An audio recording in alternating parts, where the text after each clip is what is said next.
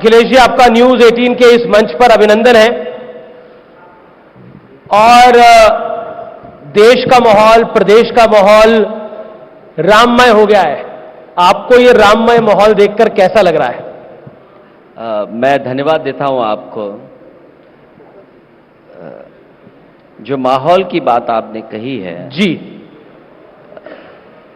हालांकि आप लोग लगातार माहौल हो ना हो, लेकिन आप लोग माहौल बना के रखते हैं।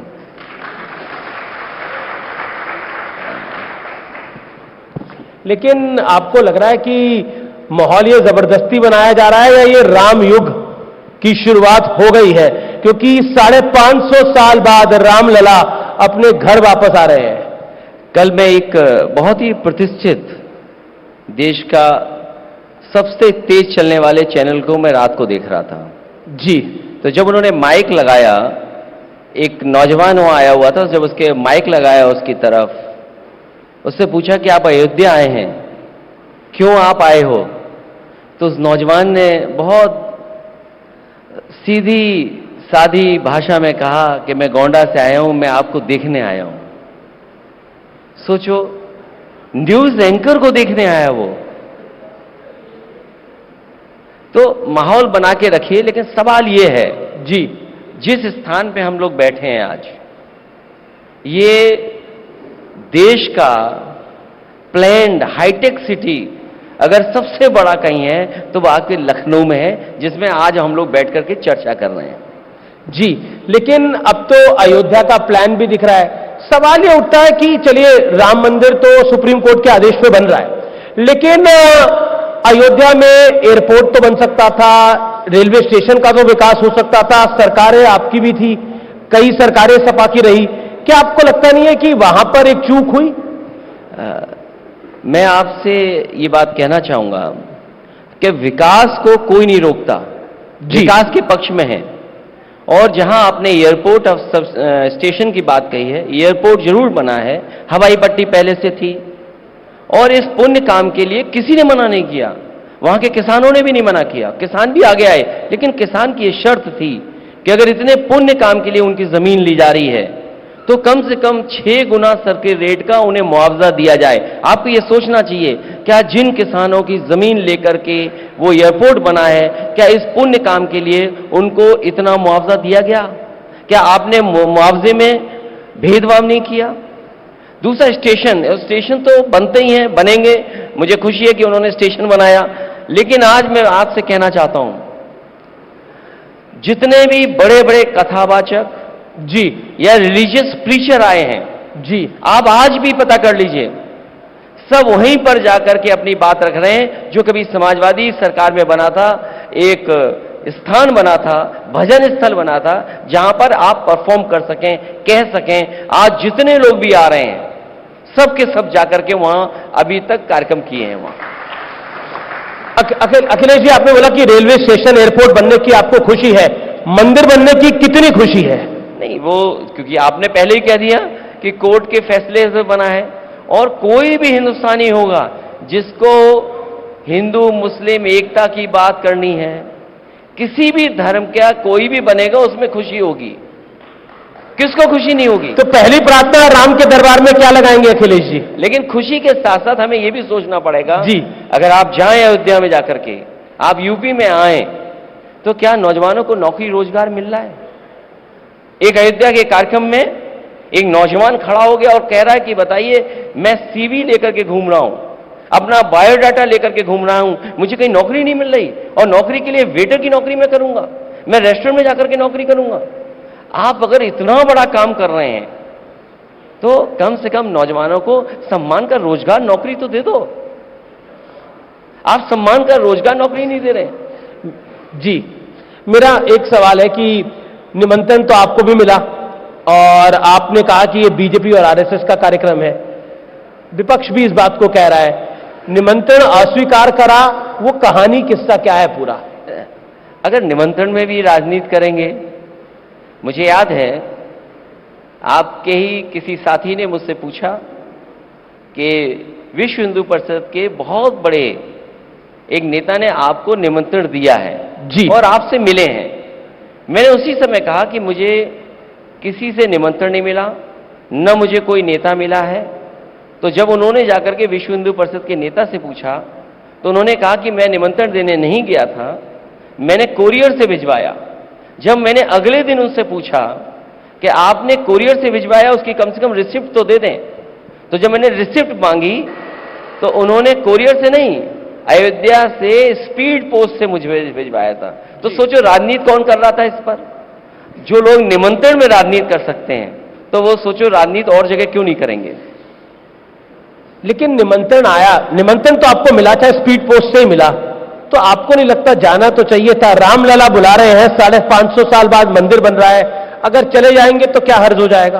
देखिए, रामलला और राम पहले से हैं जी, और मैंने हर बार ये कहा और फिर कहता हूं मैं इस बार कि जब बुलावा आएगा मैं जाऊंगा। और जो निमंत्रण मिला उसका मैंने उन्हें धन्यवाद दिया और धन्यवाद के साथ साथ मैंने कहा कि मैं पूरे परिवार के साथ जाऊंगा। जी जी। और एक दर्शनार्थी बनकर के मैं जाऊंगा और जब भगवान बुलाएंगे तो मैं जाऊंगा।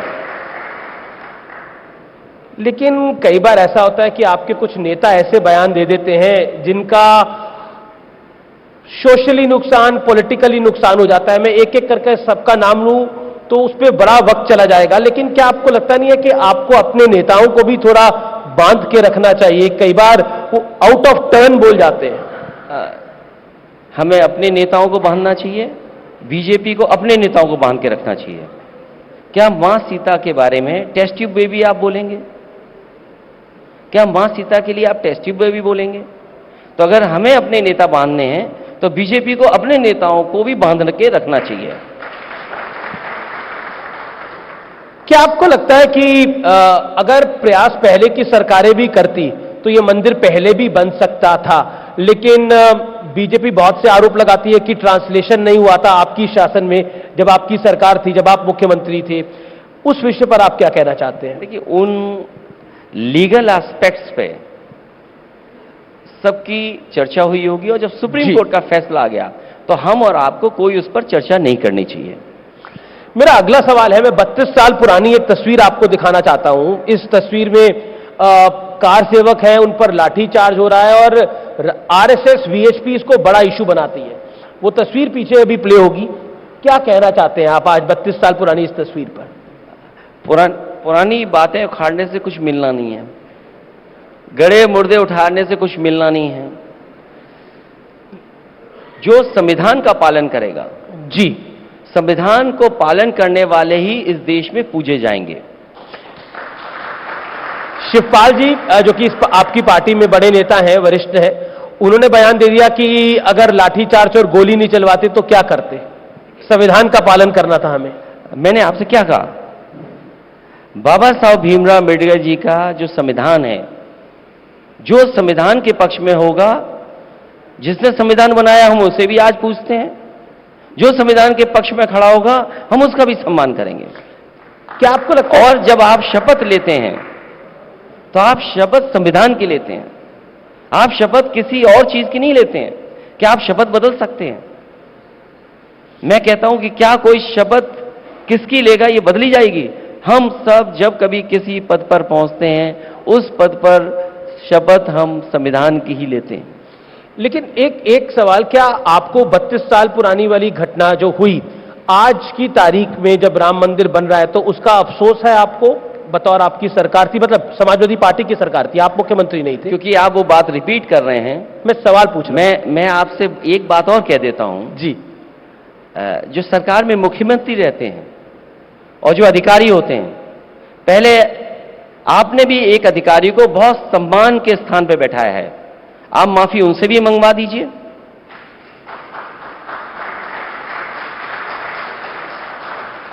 पॉलिटिक्स एक परसेप्शन का बहुत बड़ा खेल है। क्या आपको लगता है ये राम मंदिर के परसेप्शन में जिस तरह से दिग्विजय सिंह का बयान आया, विपक्ष के नेताओं का बयान आया, स्वामी प्रसाद मौर्य का बयान आया, या फिर और कुछ कांग्रेस के नेताओं का, एक कर्नाटक के मंत्री हैं उनका बयान आया, उस सब का नुकसान हो रहा है आपका? क्योंकि गठबंधन है इंडिया अलायंस, इसलिए मैं सवाल पूछ रहा हूं आपको।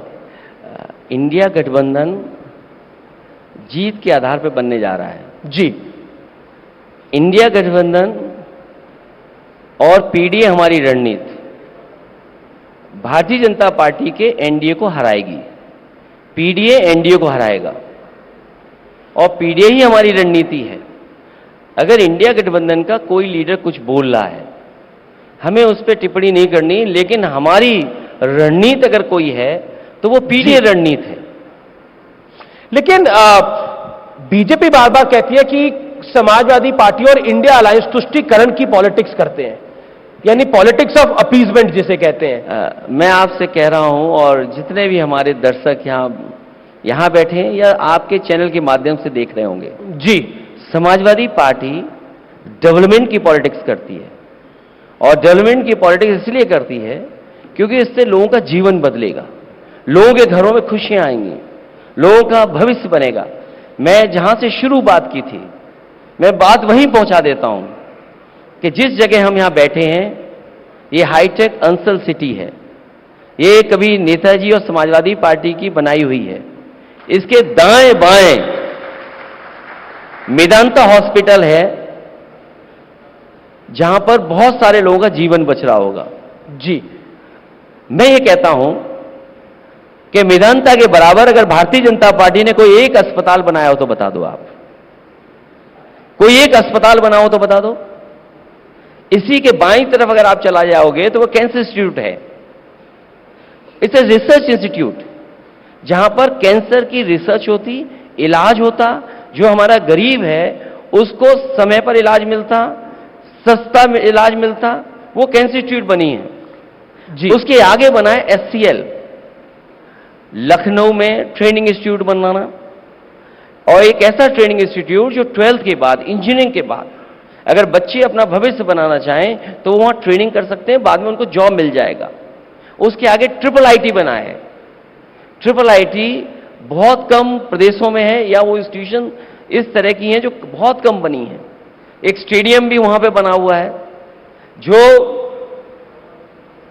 देश का सबसे सुंदर स्टेडियम है, और वो एक ऐसा स्टेडियम है जहां इंडिया को जिताता है वो स्टेडियम। जी, जी, आप एक सड़क पे चले जाएं बाईं तरफ, 5 लाख प्रोक्योरमेंट का मिल्क का प्लांट लगा है पराग का।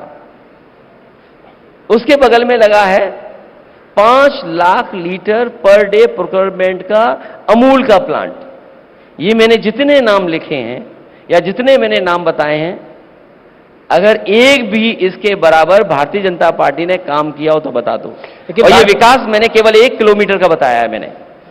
आप कह रहे हैं कि 1 किलोमीटर, अगर 1 किलोमीटर में आपको भारतीय जनता पार्टी का एक भी काम इसके बराबर दिखाओ तो हमें बता दो आप। नहीं, आप कह रहे हैं कि ये 1 किलोमीटर का विकास हुआ है। बीजेपी कहती है हमने काशी का विकास कर दिया, हमने अयोध्या का विकास कर दिया, हम मथुरा का विकास करेंगे, और वो एक गाना है ना, जो राम को लाए हैं हम उनको लाएंगे। और एक गाना वो भी है। जी, बताइए। सिया कह गए राम को, क्या वो गाना है बहुत पुराना? रामचंद्र कह गए कलयुग आएगा, रामचंद्र कह गए सिया से ऐसा कलयुग आएगा। रामचंद्र जी कह गए सिया से ऐसा कलयुग आएगा। मैं अगली लाइनें नहीं सुनाना चाहता हूं, सुना दीजिए, क्योंकि मैं गाना नहीं आता है। अच्छा, आप चलिए अब अगर वो बात आपके गाने की बात सही है तो उस गाने की भी हर बात सही है। अखिलेश जी, आप देखिए बड़े हाजिर जवाब हैं, ये मैं कहना चाहता हूं। बहुत कम नेता होते हैं जो हाजिर जवाब होते हैं, लेकिन अब गाने की बात चली है, आपको तो भगवान कृष्ण सपने में भी आए हुए हैं। 2022 के चुनाव में मैंने आपका इंटरव्यू किया था। अब मैं आपसे जानना चाहता हूं, रिसेंटली कौन से भगवान सपने में आए? प्रभु राम तो नहीं आए? देखिए, मैं आपसे कहना चाहता हूं जी, और बहुत अभी एक मैं इंग्लिश चैनल देख रहा था जी, और देश के बहुत बड़े स्वामी हैं, उन्होंने ये कहा कि कृष्ण का जो रूप है, कृष्ण की जो पॉपुलैरिटी है, उससे बहुत पीछे है भगवान श्री राम। और मैं आपको बता दूं, मैं भगवान श्री राम में भी कृष्ण देखता हूं और भगवान श्री कृष्ण में भी राम देखता हूं। अगर आपको फर्क नजर आता हो तो बता दो आप। तो ये जो आप तर्क देते हैं जी, ये तर्क कहीं स्टैंड नहीं करता है। हम पॉलिटिकल लोग हैं, हमें जनता चुन करके भेजती है हमारी जिम्मेदारी है कि वो काम करें जिससे लोगों का जीवन बदले। आप संस्कृति को नष्ट करके नई संस्कृति बना रहे हैं। मैं उस बहस में नहीं जाना चाहता हूं।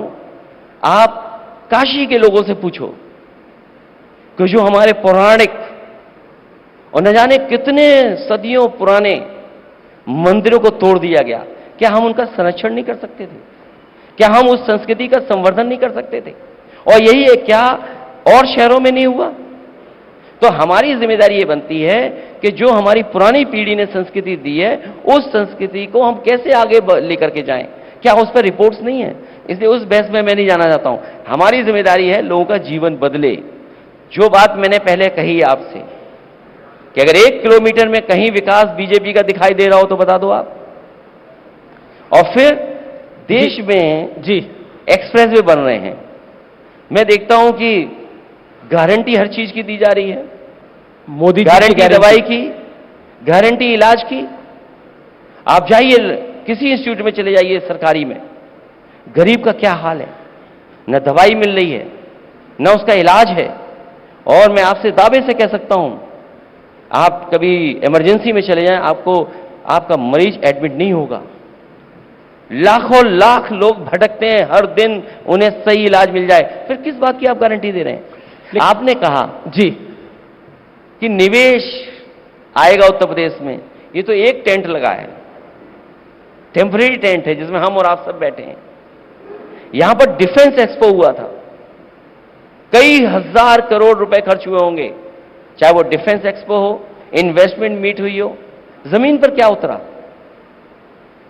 जो इन्वेस्टमेंट मीट के बहाने उद्योगपति बुलाए गए थे, वो उद्योगपति गुजरात भी गए, वो उद्योगपति आपके दूसरे प्रदेशों में भी गए।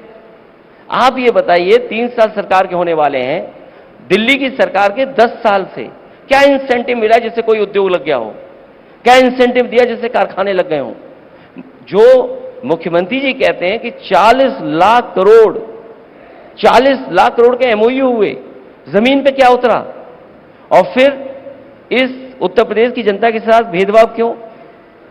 सरकार दावा करती है कि सबसे बड़ा एक्सप्रेसवे बन रहा है, बंबई से लेकर के हम दिल्ली को जोड़ रहे हैं, वो 1 लाख करोड़ का एक्सप्रेसवे है। गुजरात को जोड़ने वाला वो कई हजार करोड़ का है, पंजाब से गुजरात जोड़ने वाला कई हजार करोड़ का है। जिस उत्तर प्रदेश ने सरकार बनाई हो, जिस उत्तर प्रदेश ने सबसे ज्यादा लोकसभा सांसद जिताए हो, जिस प्रदेश ने प्रधानमंत्री दिया हो, बताओ उसको दिल्ली वालों ने एक एक्सप्रेसवे नहीं दिया? एक एक्सप्रेसवे दिया हो तो बता दीजिए। लेकिन आप इतनी बात बोल रहे हैं, लेकिन 2022 के चुनाव में बीजेपी की सरकार रिपीट हुई और अब 2024 का लोकसभा चुनाव आ रहा है, तो नरेंद्र मोदी कह रहे हैं कि एक ही गारंटी है जो देश में चलती है, वो है मोदी की गारंटी। 2023 में 5 विधानसभा चुनाव हुए, 3 में भारतीय जनता पार्टी जीत के आई। हिंदी पट्टी पूरी बीजेपी के कब्जे में है अभी। ये चुनाव जीतना और जनता के लिए काम करना दोनों अलग विषय हैं। बीजेपी मास्टर है मैनेजमेंट में, काम में नहीं है मास्टर। जमीन पे काम क्या है? महंगाई कहां पहुंच गई? आपने कहा कि नोटबंदी के बाद भ्रष्टाचार नहीं होगा, काला धन नहीं होगा। कानपुर वाले इत्र व्यापारी जो बीजेपी का था, उस पर 250 करोड़ रुपए निकला, उसका रिकॉर्ड तोड़ दिया। छत्तीसगढ़ में 350 करोड़ रुपए निकला कैश। नहीं, झारखंड में रिकॉर्ड टूटा, जहां पे 350 करोड़। 350 करोड़। तो ये किसकी पॉलिसी की कमी है? किसकी गलती है? आपने कहा कि नोटबंदी के बाद काला धन नहीं इकट्ठा होगा। आज मार्केट में सबसे ज्यादा कैश फ्लो कर रहा है, कैश फ्लो कर रहा है। कोई भी प्रॉपर्टी आप खरीद लें, बिना काले धन के आप प्रॉपर्टी नहीं ले सकते। तो आप बताइए, डिजिटल इकोनॉमी भी काफी ग्रो करी है, जिसका मजाक चिदंबरम ने भरी संसद में उड़ाया था कि कैसे चाय वाला, दूध वाला, सब्जी वाला डिजिटल पेमेंट लेगा। वो डिजिटल पेमेंट ले रहा है, हिंदुस्तान डिजिटल पेमेंट दे रहा है और ले रहा है। डिजिटल पेमेंट इस देश में पहले से है, डीबीटी सिस्टम पहले से है उत्तर प्रदेश में। मुझे याद है समाजवादी पेंशन 500 रुपया महीना माताएं बहनों के अकाउंट में डायरेक्ट बेनिफिट ट्रांसफर सिस्टम से जाता था। सबसे ज्यादा ब्रांचेस यूपी में किसी ने खुलवाई? समाजवादी सरकार ने खुलवाई। सबसे ज्यादा बैंक की ब्रांचेस खुली तो उत्तर प्रदेश में खुली। तो मैं ये बात ऐसे नहीं कह रहा हूं जी, ये आंकड़े आपको निकालने चाहिए सरकार से कि आपने ब्रांचेस कितनी खुलवाई, डीबीटी सिस्टम किसने लागू किया, तो सवाल यह है कि किसान की आय दोगुनी हुई क्या? आप विकसित भारत का सपना दिखा रहे हैं, क्या विकसित भारत में किसान की आय दोगुनी होगी कि नहीं होगी? आप चाय पीने गए थे किसी के घर पर, चीनी की कीमत क्या है? आपको गन्ने की रेट बढ़ाने के लिए क्या आपने कितना दिया? 20 रुपया दिया आपने। पंजाब में गन्ने की कीमत क्या है? हरियाणा में गन्ने की कीमत क्या है? आप महंगाई दर कहां पहुंचा दिए हो और बेरोजगारी दर कहां पहुंच गई है? उत्तर प्रदेश को नया आईआईएम क्यों नहीं मिला? दो एम्स वही हैं जो समाजवादी सरकार में बने थे। आपने तीसरा एम्स क्यों नहीं दिया उत्तर प्रदेश को? एक अब थोड़ा अखिलेश जी थोड़ी बात कर लेते हैं। आप खुद सनातनी, आप कई बार कह चुके हैं, लेकिन एक बात बताइए कि पिछले कुछ दिनों में स्वामी प्रसाद मौर्य एक नेता हैं, मुझे तो कई बार शक होता है कि बीजेपी ने जबरदस्ती आपके यहां भेज दिया है। नहीं, वो शक हो सकता है, बीजेपी को शक हो या बीजेपी से आए हो, इस नहीं, बात मुझे के शक होता है, बीजेपी को नहीं, मुझे शक होता है। मैंने आपसे उस बात पे कहा जी कि भारतीय जनता पार्टी के लीडर्स ने समय समय पर भगवान श्री राम या और भगवानों के बारे में क्या कहा है, वो बातें मैं कह भी नहीं सकता हूं। तो अगर वो उम्मीद करते हैं कि स्वामी प्रसाद मौर्य जी पर कार्रवाई मैं करूं, तो कम से कम वो अपने लीडर्स पे भी तो कार्रवाई करें। क्या आप ये स्वीकार कर सकते हैं कि मां सीता टेस्ट ट्यूब बेबी है? कोई स्वीकार नहीं कर सकता। तो सजा दे बीजेपी उनको। नहीं, बिल्कुल बीजेपी को अगर कार्रवाई करने सजा देगी तो हम भी सजा देंगे, लेकिन हम भी स्वामी कुछ सीख प्रसाद लें बीजेपी से। पर स्वामी प्रसाद मौर्य नॉनस्टॉप बोल रहे हैं। अब उन्होंने बोल दिया कि हिंदू धर्म एक धोखा है। मैं उस बहस में नहीं पढ़ना चाहता हूं। श्री रामचरितमानस के बारे में उन्होंने कितनी खराब बात बोली। मैंने ये कहा कि पीडीए भगवान है जी, तो क्या गलत कह रहा हूं मैं इसमें? तो पीडीए भगवान है, बाकी नहीं। मैं ये कहूं कि जब मैं मुख्यमंत्री आवास से गया, बीजेपी ने क्या कार्रवाई की कि मुख्यमंत्री आवास को गंगा जल से धुलवाया आपने? क्या आप एक मुख्यमंत्री आवास को गंगा जल से धुलवाएंगे? क्या कार्रवाई की आप बताइए मुझे। अब देखिए, अगर आपके पास जवाब है इसका क्या? नहीं, मैं कैसे जवाब दूंगा? मैं तो आप केशव प्रसाद मौर्य आएंगे, उनसे पूछूंगा। लेकिन एक सवाल, आपने बोला पीडीए भगवान है, तो क्या सिर्फ पीडीए ही आपका भगवान है, बाकी नहीं? ये एक सवाल उठेगा। आप फिर हिंदुस्तान को नहीं समझ रहे, भारत को नहीं समझ रहे हो।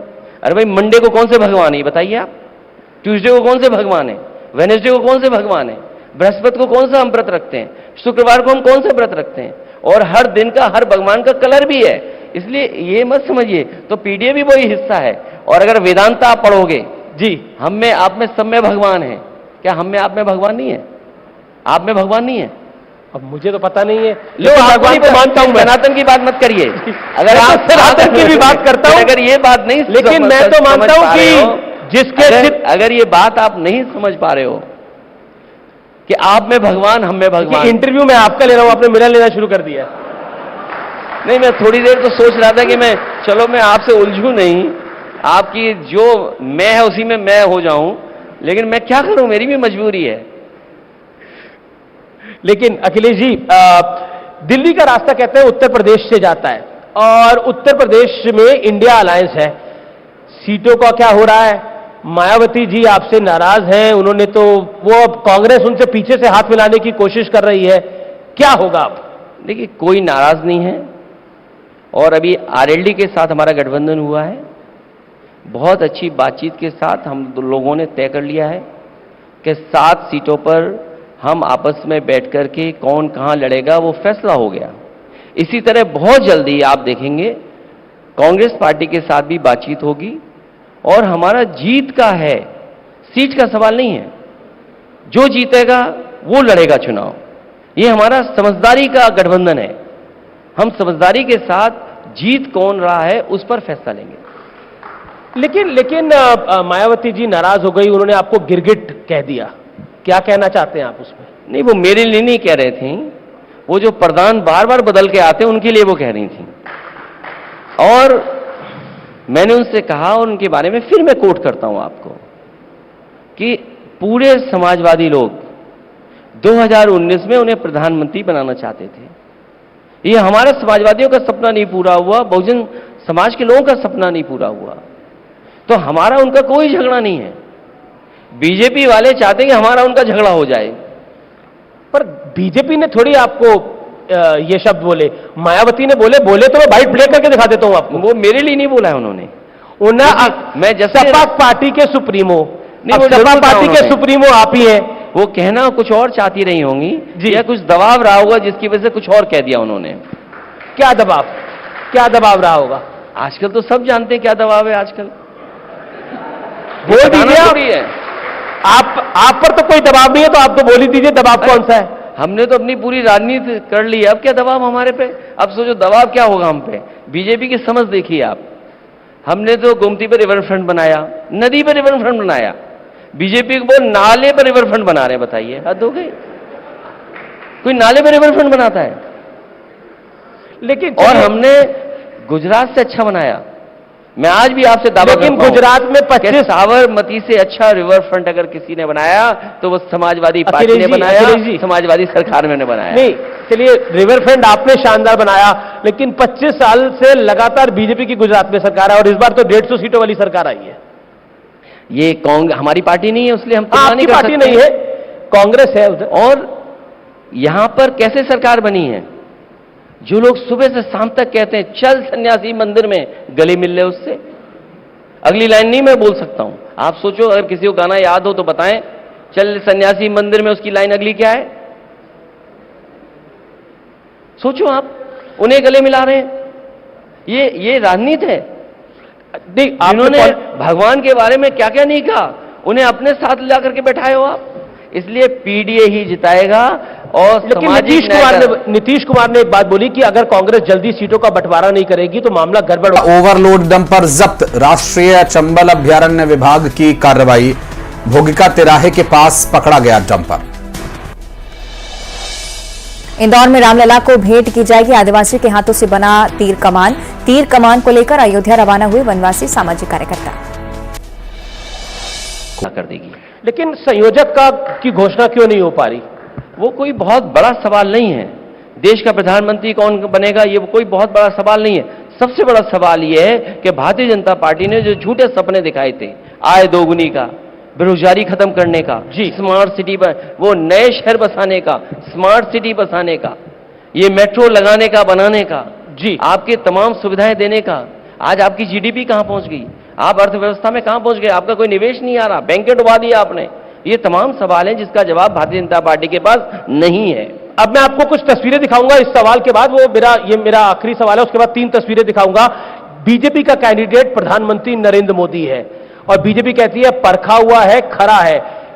आपको नहीं लगता कांग्रेस और इंडिया अलायंस का कैंडिडेट ना होना नुकसानदायक होगा? पब्लिक किसके लिए वोट करेगी? पूर्व में भी बिना प्रत्याशी घोषित किए भी प्रधानमंत्री वो बने। दौर और था, पर वो दौर और था। कोई बात नहीं, दौर कोई और भी हो, लेकिन राजनीति तो वही है। हमारे पास चॉइस है। और अगर परफॉर्मेंस देखेंगे, उदाहरण के लिए आप बताइए जी, क्या अग्निवीर जैसी व्यवस्था देश को सुरक्षित करेगी? और अग्निवीर व्यवस्था इसलिए लागू की गई क्योंकि गांव के पिछड़े दलित, इनके नौजवान भर्ती हो जाते थे फौज में, उनका घर परिवार की स्थिति बेहतर हो जाती थी। ये बीजेपी ने सर्वे कराया और उन्हें महसूस हो गया कि इससे आर्थिक स्थिति गांव के लोगों की बेहतर हो रही है, इसलिए उन्हें जो पक्की नौकरी वाली व्यवस्था उसको खत्म कर दिया। क्या अग्निवीर हम स्वीकार करेंगे?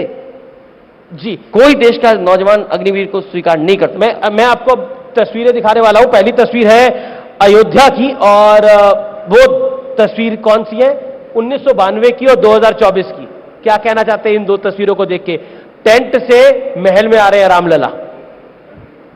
सुप्रीम कोर्ट को बधाई। अगली तस्वीर दिखाते हैं कौन सी आ रही है। अगली तस्वीर देखते हैं कौन सी आ रही है। अखिलेश जी और मायावती जी। वो हमारे लिए हमेशा बढ़ी रही हैं और सम्मान से हम लोगों ने हमेशा सम्मान किया उनका। अगली तस्वीर देखते हैं कौन सी आती है। क्या कहना चाहेंगे? अब इस पे तो कुछ बोलना पड़ेगा अखिलेश जी। इधर मत बोलिए क्योंकि पहले भी बीमार थे, इधर भी बहुत बीमार हैं। वो स्वस्थ हो जाएं जल्दी, वो स्वस्थ हो। अगली तस्वीर देख लेते हैं। मुख्यमंत्री योगी आदित्यनाथ जी की गोरखनाथ मंदिर में। इस पे मैं क्या कहूंगा? 46 में 56। क्या बोला आपने? 46 में 56।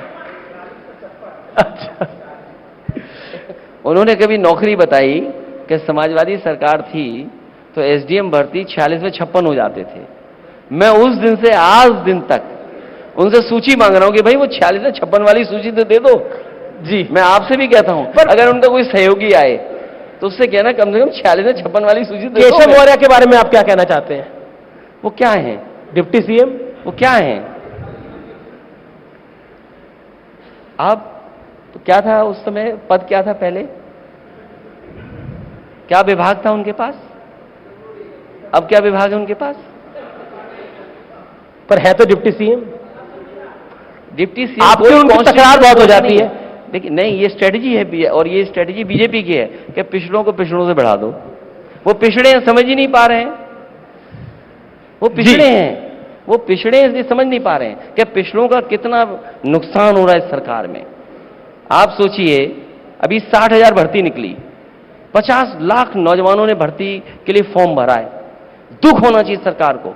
और 60,000 में उन्हीं से पूछिए, बिल्कुल जो मूल भावना थी आरक्षण की, उसमें कितने नौजवान पुलिस भर्ती में पाते नौकरी?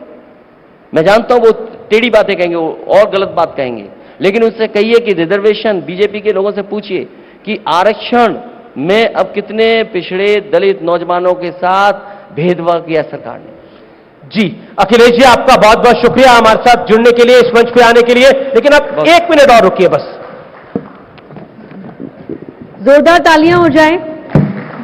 मैं अनुरोध करूंगी अमीर देवधर जी से वो अखिलेश यादव जी का धन्यवाद करें। पल पल में, युग युग में, हर क्षण में राम, हर तन में, हर मन में, कण कण में राम। पल पल में, युग युग में, हर क्षण में राम, हर तन में, हर मन में, कण कण में राम। राम सिया